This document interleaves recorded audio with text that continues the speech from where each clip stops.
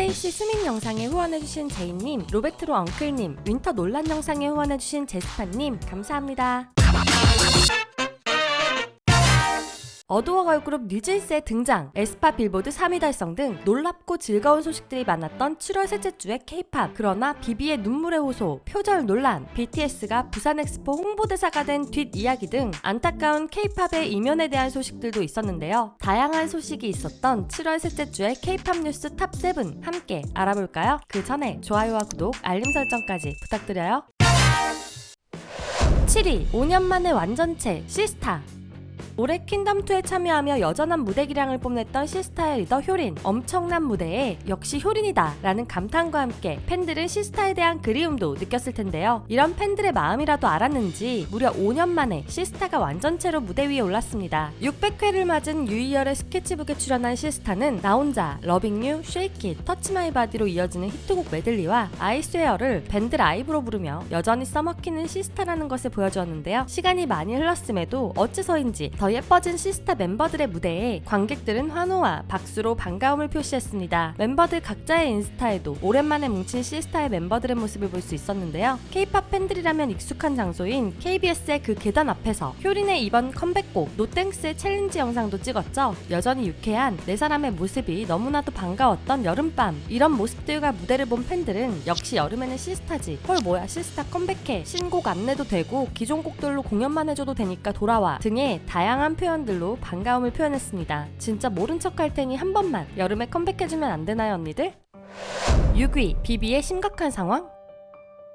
최근 감각적인 음악으로 많은 사랑을 받고 있는 비비. 그만큼 각종 행사와 공연을 다니며 바쁜 스케줄을 소화하고 있었는데요. 하지만 지난 7월 21일 인스타그램 라이브 방송을 하던 비비는 갑자기 눈물을 쏟아내며 안타까운 상황을 이야기했습니다. 영어로 맘껏 먹고 낮잠도 자고 싶고 쉬고 싶은데 그럴 수가 없다 라고 말하며 오열하기 시작한 비비는 내겐 선택지가 없다, 부양해야 할 가족이 많고 열심히 일하지 않으면 안 된다 라고 했죠. 그러다가 소속사가 전화를 받지 않는다며 세수를 하고 싶다고 더 크게 울었죠. 메이크업을 다시 할 시간이 없을 정도로 바쁜 스케줄 때문인 듯한데요. 이어 비비는 팬들은 내가 얼마나 힘들게 일하고 또 일하고 있는지 모를 것이다, 차라리 내가 아티스트, 가수, 유명인이 아니었으면 좋겠다 라고 하며 방송을 종료했었습니다. 이에 팬들은 번아웃이 찾아온 것 같다며 비비를 위로함과 동시에 무리한 스케줄을 잡은 소속사를 향해 비난을 하기 시작했는데요. 22일 비비는 트위터를 통해 자신은 정말 괜찮다고 말하며 나의 사람들과 가족들에게 비난을 멈춰달라고 했죠. 그리고 인스타그램을 통해서도 갑자기 걱정을 끼쳐서 죄송하다는 입장문을 냈는데요. 최근 세상을 놀라게 할 만한 앨범을 작업함과 동시에 좋은 컨텐츠도 준비하면서 번아웃 비슷한 게 온 것 같다는 비비. 앞으로 나약하고 책임감 없는 모습은 버리고 끝까지 힘차게 마무리하여 멋진 작업물로 곧 찾아뵙겠다는 말을 전했습니다. 그리고 소속사 사장인 타이거 JK와 윤미래에 대해서도 가장 큰 힘이 되어주는 사람들이고 항상 잘 챙겨준다며 감사의 인사를 전했는데요. 비비가 건강하고 멋진 모습으로 세상을 놀라게 할 만한 앨범과 함께 컴백하기를 기대하며 응원하겠습니다.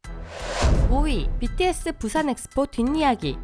최근 방탄소년단의 2030 엑스포 세계 박람회에 부산 유치를 위한 홍보대사로 위촉되었습니다. 그러나 정치인들의 무례한 기념 촬영에 많은 아미들이 분노했었는데요. 방탄소년단에게 홍보대사 위촉패를 전달한 정치인들은 기념 촬영을 할 때 갑자기 손을 잡아 들어 올려버렸죠. 갑작스러운 자세에 방탄소년단 멤버들은 모두 팔이 꺾인 듯한 모습으로 사진 촬영을 했어야 했는데요. 이에 방탄소년단의 팬들은 진이 손가락 수술한 지 얼마 안 됐는데 깜짝 놀랐다, 슈가는 어깨가 불편한데 걱정된다, 연예인이 전리품이냐, 카메라만 보고 팔 꺾기 아프겠다 라고 말하며 분노를 표출했습니다. 그러나 아미들의 분노는 여기에서 끝날 수가 없었는데요. 부산시가 방탄소년단을 엑스포의 홍보대사로 위촉하기 위해서 멤버들의 부모님까지 찾아갔기 때문이었죠. 부산시의 정치인들은 방탄소년단의 멤버 지민의 아버지를 찾아가 함께 와인까지 마셔가며 설득을 하고 정국의 아버지에게도 연락하게 했다는 기사를 내며 자신들의 노고를 자랑했는데요. 이를 본 아미들은 좋은 취지를 가지고 회사와 멤버들을 설득했다면 방탄소년단 멤버들이 충분히 하려 했을 텐데 부모님까지 찾아가 압박을 넣는 모습이 보기에 좋지 않다며 분노했습니다. 세계의 아미들에게 너무 부끄러운 모습이네요.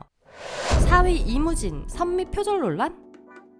최근 유희열의 표절 논란으로 가요계가 시끌시끌했었죠. 이 표절 논란은 다른 K-팝 가수들에게까지 퍼지기 시작했는데요. 많은 사랑을 받았던 이무진의 신호등도 표절 의혹을 받았습니다. 이무진의 신호등이 일본 가수가 2015년 발매한 드래곤 나이트와 유사하다는 의혹이 온라인 커뮤니티를 통해 퍼져나가기 시작했었는데요. 이에 이무진은 소속사의 공식 입장을 통해 전체적인 곡의 구성과 멜로디, 코드 진행 등을 분석한 결과 유사 의혹이 제기된 곡과는 무관함을 알렸습니다. 이어 확인되지 않은 루머의 확산과 근거 없는 추측성 보도는 자제해달라며 부탁을 했는데요. 이무진뿐만 아니라 선미도 최근 컴백곡인 열이 올라요가 표절 의혹에 휘말렸었죠. 선미의 열이 올라요는 도입부의 멜로디와 후렴구가 2002년 발매된 에이브릴 라빈의 I Don't Give와 비슷하다는 의견이었는데요. 몇몇 누리꾼들은 비슷하다고 이야기했지만 몇몇 누리꾼들은 흔한 머니코드를 사용해서 만든 곡, 너무 흔한 진행인데 억지다 등의 의견을 내기도 했습니다. 최근 곡의 일부만 비슷해도 계속해서 표절 의혹이 올라오고 있는데요.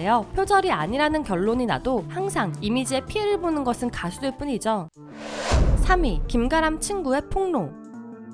최근 하이브는 르세라핌의 멤버였던 김가람과 계약 해지와 함께 김가람의 르세라핌 탈퇴를 알렸는데요. 그러자 21일 김가람의 친구 A씨가 자신의 인스타그램 스토리를 통해 김가람의 학폭 피해자에 대한 폭로를 하며 김가람의 억울함을 주장했습니다. A씨는 피해자가 오히려 자신을 괴롭히며 학폭을 휘둘렀고 그 피해자는 김가람과 학교폭력위원회가 열렸을 당시 6호 징계를 받은 것으로 알고 있다고 했는데요. A씨는 김가람의 친구로서 사실을 알리기 위해 모든 증거 자료들을 하이브에 넘겼다고 했습니다. 그러나 하이브는 이미지를 챙기기 위해 제출한 자료를 사용하지 않았고 김가람을 노이즈 마케팅의 수단으로만 이용했다고 주장했는데요. 하지만 여론의 반응은 여전히 차가웠습니다. 김가람의 학폭 피해자가 어떤 처분을 받았든 김가람 역시 학폭이 5호 처분을 받은 것도 사실이고 노이즈 마케팅 또한 무리한 억측이 아니냐는 이야기도 있었습니다. 2위, 에스파 빌보드 3위.